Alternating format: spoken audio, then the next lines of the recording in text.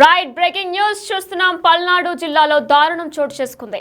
ఆస్తి వివాదాల నేపథ్యంలో కూడా సొంత సోదరులిద్దరిని కూడా సోదరి హతమార్చింది. అయితే ఆలస్యంగా బయటకు వచ్చిన ఈ ఘటన మొత్తం పల్నాడు జిల్లాని కూడా హడలెత్తిస్తుంది. సొంత ఇద్దరి సోదరుల్ని కూడా హతమార్చింది. మరి దారుణంగా కూడా వారిని చంపేసింది. అయితే దీనికి సంబంధించిన మరిన్ని డీటెయిల్స్ మా ప్రతినిధి ఫోన్ ఇన్ ద్వారా అందిస్తారు. సాయి, చెప్పండి. అయితే ఇదొక దారుణం అనే చెప్పుకోవాలి. ఎందుకంటే కూడా సొంత సోదరులు ఇద్దరిని కూడా ఆమె ఆలస్యంగా బయటకు వచ్చినా సరే ఈ విషయం ఇద్దరు సోదరుల్ని కూడా ఆమె హతమార్చింది. మరైతే ఎప్పుడు వచ్చింది ఈ ఘటన బయటకు వెలుగులోకి ఎప్పుడు వచ్చింది? దీని గురించి ఏమైనా డీటెయిల్స్ ఉన్నాయా? పల్నాడు జిల్లా నసరాపేట నకరకల్లు మండలంలో జరిగినటువంటి ఈ సంఘటన అనేది సభ్య సమాజం అనేది తలదించుకునే పరిస్థితే ఉంది అనే విధంగా చెప్పొచ్చు. ఎందుకంటే సొంత తోడబుట్టినటువంటి అన్నని తమ్ముడిని మహిళ హతమార్చడం అంటే అది కూడా ఓన్లీ డబ్బు కోసం, డబ్బుపై ఉన్నటువంటి ఆశతో వాళ్ళిద్దరిని కూడా చాలా కఠినమైనటువంటి పరిస్థితుల్లో వాళ్ళిద్దరిని కూడా చంపినటువంటి పరిస్థితి ఉంది. అన్నని మెడకి చిన్ని వేసి బిగించి మరీ చంపటం, తమ్ముడిని ఏమో కాలువలో పడేసి చంపేసినటువంటి సంఘటన చూస్తే అక్కడ ఉన్నటువంటి వాళ్ళంతా కూడా చలించిపోతున్నటువంటి పరిస్థితి ఉంది. ఇలాంటి మహిళ మా మధ్య ఇన్ని రోజులుగా ఉందా అనే విధంగా కూడా అక్కడ స్థానికంగా ఉన్న వాళ్ళు కూడా వాళ్ళ ఒక ఆవేదన వ్యక్తం చేస్తున్నటువంటి పరిస్థితులు ఉన్నాయి. ఓన్లీ చనిపోయిన తండ్రి ఏదైతే ప్రభుత్వ ఉద్యోగం చేయడం జరిగింది, ప్రభుత్వ ఉపాధ్యాయుడిగా చేశారు. ఆయన చనిపోయిన నేపథ్యంలో ఆయన నుంచి వచ్చేటటువంటి బెనిఫిట్స్ ఏవంటే ఉంటాయో ఆ బెనిఫిట్స్ కోసమే చేసినటువంటి పరిస్థితి ఉందనే విధంగా చెప్పొచ్చు. దాంట్లో అన్న కానిస్టేబుల్ గా కూడా చేస్తున్నాడు. అంటే పోలీస్ డిపార్ట్మెంట్ కి సంబంధించిన వారి దగ్గర మాట్లాడాలన్నా కనీసం అంటే అన్నదమ్ముళ్ళు ఉన్నా కూడా కొంత ఇబ్బంది, భయపడతారు ఆడవాళ్ళు. అలాంటిది ఒక కానిస్టేబుల్ ని పూర్తి ప్లాన్డ్ గా అతనికి మద్యం తాగించడం, తర్వాత అతను మత్తులోకి వెళ్ళినటువంటి సమయంలో మెడకు చున్ని బిగించడం, అతన్ని బిగించి హత్య చేయడం, ఇదంతా చూస్తే ఆమె ఒక ఆలోచన విధానం అనేది ఎంత క్రూయల్ గా ఉందనేది కూడా అర్థమవుతుంది. ఇలాంటి మహిళలు సమాజానికి కూడా ఇబ్బందికరం అనే విధంగా కూడా స్థానికులు అయితే చెప్తున్నటువంటి పరిస్థితి. ఏదైనప్పటికీ మాత్రం జరిగినటువంటి సంఘటన అనేది మాత్రం నసరాపేట మొత్తం కూడా ఒక కలకలం సృష్టిస్తుందనే విధంగా చెప్పొచ్చు. ఇదంతా కూడా సంఘటన వెలుగులోకి రావడానికి కారణం గోపికృష్ణ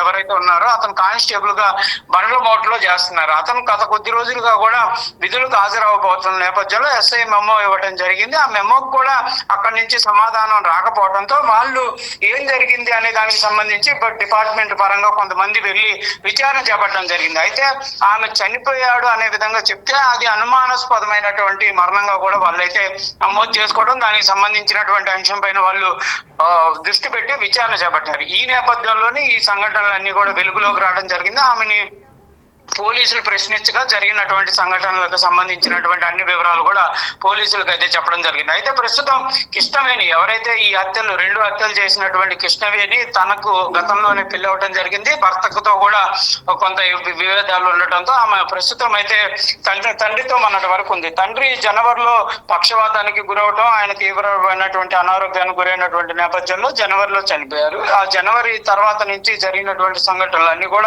ఇవన్నీ కూడా ప్రీ ప్లాన్డ్ గా చేసినట్టు కూడా క్లియర్ గా అయితే తెలుస్తున్నటువంటి పరిస్థితులు ఉన్నాయి. మొత్తంగా చూస్తే మాత్రం ఒక ఆస్తి కోసం అన్నదమ్ములిద్దరిని చంపినటువంటి మహిళకు సంబంధించినటువంటి విచారణ అయితే ప్రస్తుతం కొనసాగుతుంది. కఠినమైనటువంటి శిక్షలు కూడా అమలు చేస్తామనే విధంగా కూడా పోలీసులు చెప్తున్నారు. మొత్తంగా మాత్రం చూస్తే ఒక కుటుంబంలో ఉన్నటువంటి పేగు బంధానికి సంబంధించినటువంటి అంశాలు కూడా ప్రస్తుతం డబ్బు ముందు దిగదింపులు అయిపోతున్నాయి అనే విధంగా కూడా ఈ సంఘటన చూస్తే మాత్రం క్లియర్ గా అర్థమవుతుంది.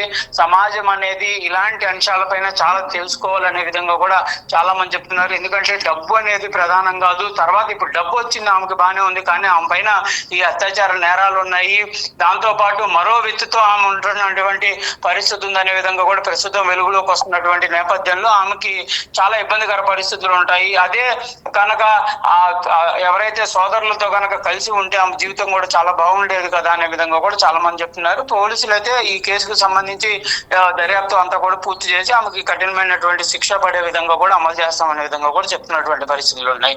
నైనా అయితే శంకర్, మనం చూసుకున్నట్లయితే కృష్ణవేణి ఒక్కరే ఈ ఘాతుకానికి పాల్పడ్డారా, లేదంటే కృష్ణవేణి భర్త కూడా సహాయం చేశారా? అంటే ఇద్దరిని హతమార్చడం ఒక్క మహిళ వల్ల అంటే కష్టం కాబట్టి అంటే ఎవరైనా సహాయం చేశారా ఆవిడకి? దీనికి సంబంధించి ఏమైనా డీటెయిల్స్ ఉన్నాయా మీ దగ్గర?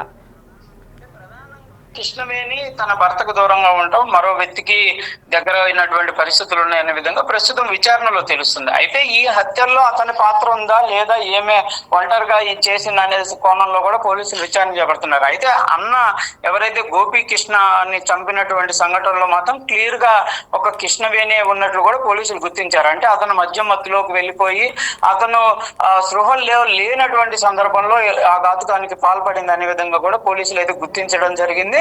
అప్పుడు మాత్రం ఆ సంఘటనలంతా కూడా కృష్ణవేణి ఒకటే ఉన్నట్టు చెప్తున్నారు. కాకపోతే తమ్ముడికి సంబంధించి కాలువలో పడేసినటువంటి నేపథ్యంలో ఎలాంటి జరిగింది, ఆమెకు ఎవరైనా హెల్ప్ చేశారా, ఎవరైతే ఈ కృష్ణవేణి ఎవరికైతే ఇప్పుడు దగ్గర అయినటువంటి పరిస్థితి ఉందో ఆ వ్యక్తి యొక్క సహాయం పొందిందా, లేకపోతే అసలు వీళ్ళిద్దరిని చంపేసిన తర్వాత ఆమె ఏ విధంగా వాళ్ళని కర్ణం చేయడం జరిగింది, దాంట్లో ఎవరి పాత్ర ఉంది, ఇవంతా కూడా బయటికి రాకుండా ఎవరైనా ప్రీ ప్లాన్డ్ గా ఈమెకి ఇవంతా కూడా చెప్పారనే కోణంలో అయితే ప్రస్తుతం దర్యాప్తు జరుగుతుంది. ఈ కేసులో ప్రస్తుతానికైతే కృష్ణవేణిని మాత్రం అదుపులోకి తీసుకున్నటువంటి పరిస్థితులు ఉన్నాయి. మరియు మిగిలిన వాళ్ళ సహాయ పాత్రకు సంబంధించినటువంటి కోణంలో అయితే ప్రస్తుతం దర్యాప్తు జరుగుతుంది. అతని పాత్ర ఏంటి, ఉందా లేదా అనే కోణాన్ని బట్టి అతను కూడా ఈ కేసులో ఇన్వాల్వ్ చేసేటటువంటి అవకాశాలు ఉన్నట్లు చెప్తున్నారు. ప్రస్తుతానికైతే కృష్ణవేణిని విచారణ చేపడుతున్నారు. అసలు నిజంగానే డబ్బు కోసమే ఇలాంటి సంఘటన జరిగిందా, తండ్రికి సంబంధించి నిజంగానే పక్షవాతం నేపథ్యంలోనే అతను చనిపోవడం జరిగిందా, లేకపోతే అది కూడా ఏదైనా ప్లాంట్ గా జరిగినటువంటి పరిస్థితులు ఉన్నాయన్న కోణంలో కూడా ప్రస్తుతం అయితే విచారణ జరుగుతున్నటువంటి పరిస్థితులు ఉన్నాయి. నైనా రైట్ శంకర్, మనం చూసుకున్నట్లయితే ఆయన తండ్రి పక్షవాతంతో మృతి చెందారు. అయితే పౌళరాజు ఒక గవర్నమెంట్ ప్రభుత్వ ఉద్యోగి అని కూడా చెప్తున్నారు. మరి ప్రభుత్వ ఉద్యోగం కాబట్టి ఆస్తి వివాదాలతో పాటు బెనిఫిట్స్ కూడా ఎక్కువ వస్తాయి అనే అత్యాశతోనే ఈవిడ ఘాతుకానికి పాల్పడ్డారా?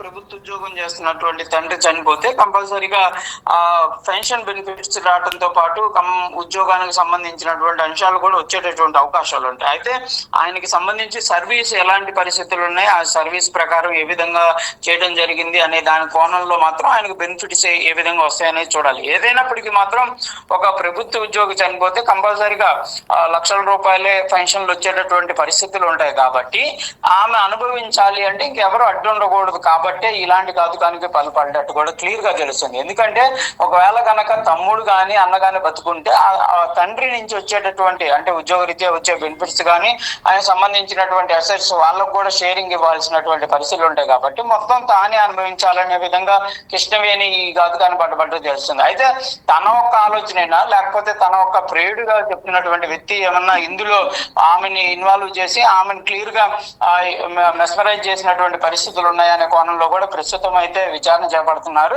ఏదైనా కూడా ఒక అంశం తండ్రికి సంబంధించిన బెనిఫిట్స్ అంశంలోనే జరిగిందనే విధంగా చెప్తున్నారు. అయితే ఇక్కడ ఇంకో అంశం ఆమె మరి ఏ విధంగా చేసిందనే దానికి సంబంధించి అన్నకు కూడా ప్రభుత్వ ఉద్యోగం, పోలీస్ కానిస్టేబుల్ అంటే అతను కూడా ప్రభుత్వ ఉద్యోగం చేసుకుంటాడు. అతను ఇబ్బంది పెట్టేటటువంటి పరిస్థితులు కూడా ఉండవు. కానీ ఒకవేళ అతను ఏమన్నా పోలీస్ డిపార్ట్మెంట్ లో ఉన్నాడు కాబట్టి కంపల్సరీగా ఈ బెనిఫిట్స్ లో అతను లబ్ధి పొందేటటువంటి అవకాశాలు ఎక్కువగా ఉంటాయి అనేటటువంటి ఒకే ఒక ఆలోచనతో ఇలాంటి కుట్రపూరితమైనటువంటి ఆలోచన చేసిందనే విధంగా కూడా తెలుస్తున్నటువంటి పరిస్థితి. ఏదైనప్పటికీ మాత్రం కృష్ణవేణి ప్రస్తుతం చేసినటువంటి ఈ జంట హత్యలకు సంబంధించినటువంటి అంశం అయితే ఒక కలకరంగా మారిందనే చెప్పొచ్చు. ఎందుకంటే సొంత అన్నదమ్ములను చంపడానికి అసలు చేతులు ఎలా వచ్చాయి అనే విధంగా కూడా అనేక మంది అయితే దీనిపైన తీవ్రమైనటువంటి ఆవేదన కూడా వ్యక్తం చేస్తున్నటువంటి పరిస్థితులు ఉన్నాయి. Naina right, thank you Shankar. Yes, మనం చూసుకున్నట్లయితే కూడా ఒక బ్లడ్ రిలేషన్, ఒక రక్త సంబంధం ఉన్న సోదరి ఇద్దరు తమ్ముళ్ళు అంటే ఒక అన్నయ్యని ఒక తమ్ముడిని ముగ్గురిని కూడా హతమార్చింది. ఆలస్యంగా వెలుగు చూసిన ఈ ఘటన దారుణం అనే చెప్పుకోవాలి. ఎందుకంటే కూడా కేవలం ఆస్తి కోసం తన తండ్రి ఒక ప్రభుత్వ ఉద్యోగం చేస్తూ ఉండేవారు. అయితే పక్షవాతం కొద్ది ఆయన గత కొంతకాలం క్రిందే మృతి చెందారు. పక్షవాతం కింద మృతి చెందడంతో ఆయన ప్రభుత్వ ఉద్యోగి కాబట్టి ఆయనకు వచ్చే కొన్ని బెనిఫిట్స్తో పాటు ఆస్తి కూడా మొత్తం కూడా తనకే వస్తుంది అని ఆలోచింపజేసి మొత్తం ఈ నేపథ్యంలో అన్నయ్యని తమ్ముడిని ఇద్దరిని కూడా హతమార్చింది. అయితే ఆలస్యంగా ఈ ఘటన అయితే వెలుగులోకి వచ్చింది. అన్నయ్య ఒక ప్రభుత్వ ఉద్యోగి కావడంతో, ఒక పోలీస్ కానిస్టేబుల్ కావడంతో కూడా రోజు విధులకి రాకపోవడంతో ఏం జరుగుతుంది, ఎందుకు రాలేదని చెప్పేసి విచారణ చేయగా ఈ ఘటన అనేది బయటకు వచ్చింది. అయితే దీనిపై అసలు కృష్ణవేణి గత కొంతకాలంగా కూడా భర్తకి దూరంగా ఉంటూ వేరొక వ్యక్తితో సంబంధం పెట్టుకుంది. వారిద్దరూ కలిసే చేశారా లేదంటే తిన వెనక ఇంకెవరైనా ఉన్నారా అనేది కూడా ఇంకా తెలియాల్సి ఉంది. పోలీసులు దర్యాప్తు అయితే కొనసాగిస్తున్నారు. రైట్, అప్డేట్స్ కొనసాగుతూనే ఉంటాయి.